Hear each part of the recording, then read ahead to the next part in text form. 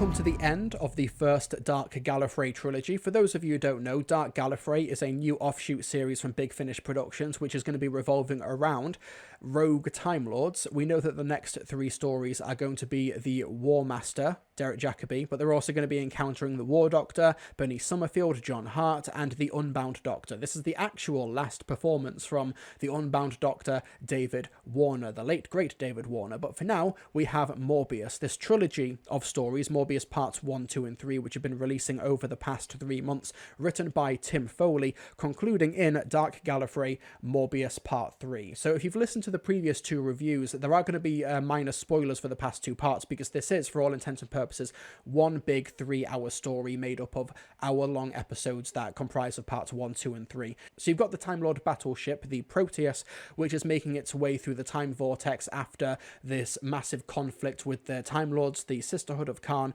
fighting against Morbius, who we saw in season 13's The Brains of Morbius. This is like a big prequel story of like the dark times of Gallifrey. The Sisterhood of Khan have got a ambassador on board of the ship. You've also got Captain Argento, played by Rachel Atkins, who's piloting the ship, but she is undergoing some sort of regenerative dissociative trauma, as you may know if you listened to Morbius Part 2, which essentially acts as a precursor origin story to the 11, who is a Big Finish Time Lord character from the expanded universe. Morbius was able to communicate and manifest himself in Part 2 through a hard light hologram through essentially his Fortress of Solitude. And at the end of the story of Part 2, Morbius was awoken proper, brought back from the dead, and the characters on board of the Proteus blew into the Horn of Rassilon in order to call for help. However, they did not get Rassilon heeding and answering their call. They instead got another Time Lord who would one day become president of the High Council. And it is none other than the Doctor, played by Tom Baker. Let's play a clip from Morbius Part 3. You're back! How are you feeling? I could do with your assistance. Oh, I'll do my best, but tragically, I'm not that kind of doctor. I'm not even the kind of doctor I usually am, just to complicate things even further. What do you mean? Gilda has worked it out. He is another projection. See how the light bends around him, too. I'm solid enough, mind. Nothing to stop me trying to tap dance. Hey, I must be made of heavy light. You said before the horn could call the future. This appears to be the case. It's reached into the Matrix and pulled me out like a rabbit out of a cat. The Matrix? The repository of Time Lord knowledge.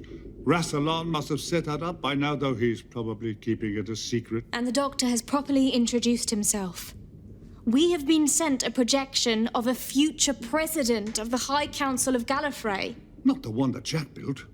He's a future president of the Time Lords. And believe me, I'm just as surprised as you are. I can't imagine I'll have long here. This kind of projection, I'm liable to snap back into the Matrix at any moment. Please, don't let me sneeze too hard. So if you're not from our time, when did you come from? That's the question, isn't it, eh? Gilda was telling me about your stranded ship, and I must say, from my perspective, this technology is rather dated. Can this really be wood?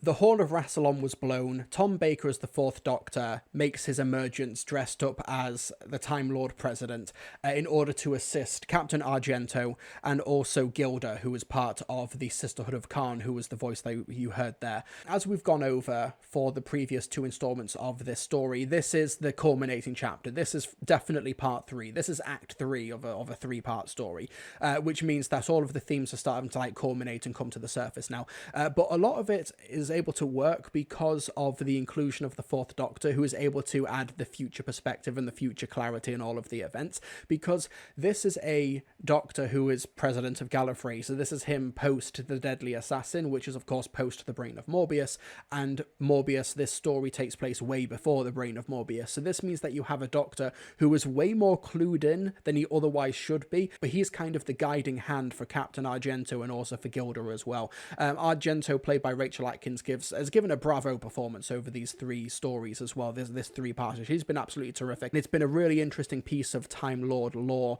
And I also really think that Lara Lemon as Gilda is sort of the unsung hero of the box set, though. I think that she is the stabilizing emotional core, and how this story concludes her arc, concludes her narrative, is a really lovely and bittersweet ending that does some great world building for the Sisterhood of Khan in general. But of course, massive shout out has to go to Samuel West, who is playing different versions of Morbius. You've got the Interface in part 2, who has once again another pretty bittersweet culmination to his story. You've got Morbius proper, and then you have another incarnation of Morbius when the Doctor and Morbius have a psychic confrontation, very similar to what you saw in The Brain of Morbius or the 3 Doctors. I think it's a really cool bit of Time Lord callback there.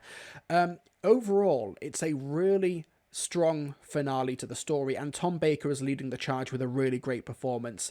I think that he is a really interesting presence to cut through an otherwise dark, suspenseful horror story. Part 1, as we've talked about before, is almost like an adaptation of the Dracula Captain's Log chapter, where you have this doomed vessel that is being torn apart by a superstition and some dark entity that's trying to vampirically leech on the crew members, very similar to the Last Voyage of the Demeter movie, which is adapted from Captain's Log from Bram Stoker's Dracula. Part 2 is sort of like developing that story further, but it takes away, the setting is further away from the Proteus ship, and now we come full circle, we come back onto the Proteus and we figure out how this particular story ends, how Captain Argento's story ends, and the ramifications across Time Lord society, and also a few interspersing little trinkets of mystery for future Dark Gallifrey box sets, because apparently Morbius is searching for, quote, Dark Gallifrey. The Doctor does not know what it is, Argento doesn't know what it is, Gilda doesn't know what it is, so I'm assuming that the idea of a, quote, Dark Gallifrey is something that's going to be built upon in future Dark Gallifrey box sets. What I will say for Morbius, though, this 3-part story, is that I recommend maybe picking this up as a bundle. I do think that it is a very good, effective, atmospheric 3-parter. Part of me regrets listening to it over the course of 3 months, though. I do kind of wish that I'd picked up these 3 chapters and then just listened to them like I would a proper 3-hour box set, or maybe have much less time between the 3 in terms of how I was listening to them.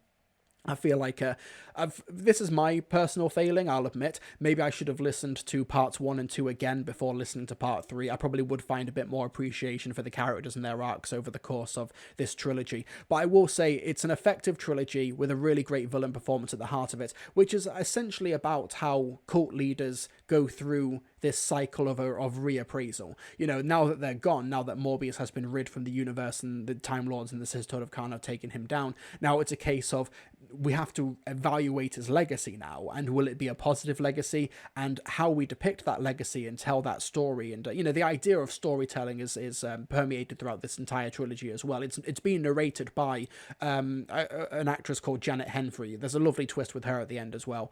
The idea of narrating these stories as well is the idea of narrating of an impassive voice really the best way to quash the legacy of somebody like Morbius, or does it further add fuel to their reputation, which will create devout followers in them, which will once again repeat the cycle of trying to resurrect him because he was, good for the cause. But once he's actually there, once you've got Morbius in front of you, does he live up to the legend, or is he worse than the legends actually told him to be? And I think that's a really interesting meta-commentary on the idea of storytelling. I think that this Tim Foley trilogy has an awful lot on its mind. I just kind of wish that maybe it hadn't been so scattershot with its locations. I kind of wish that most of it took place on the Proteus. I think that having part 2 take place mostly in the frozen wastelands of this island in the time vortex, for lack of a better term, kind of slowed down the pacing a little bit. But that's basically the broader strokes of the story as a 3-parter. I do think as a beginning, middle, and end, the settings do a good job to distinguish parts 1, 2, and 3. Part 1 is on the Proteus and it's a horror thriller. Part 2 is much more character-driven in Morbius's what's essentially revealed to be the architect of his resurrection and of the Sisterhood of Khan's discontent. I think I think that maybe for the purposes of this release, having these segmented locations maybe benefits it. I think it's a give or take scenario. This is just me trying to look for issues and look for nitpicks as my role of a critic here. I liked this a lot. Tim Foley is probably one of my favorite, if not my favorite, Big Finish writer. I think Winnie maybe agrees because she's joined me here. Winnie. Oh, Morbin time.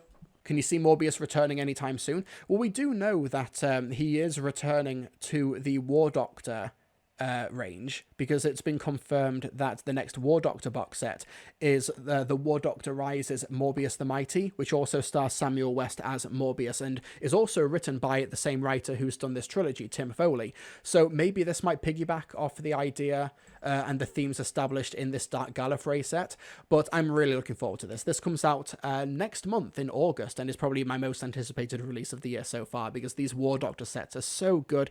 Tim Foley's amazing. So yeah, looking forward to this. He is returning to the realm of Big Finish. Whether he'll return to the TV show proper, Sutekh came back this season, so really I guess anything is on the table.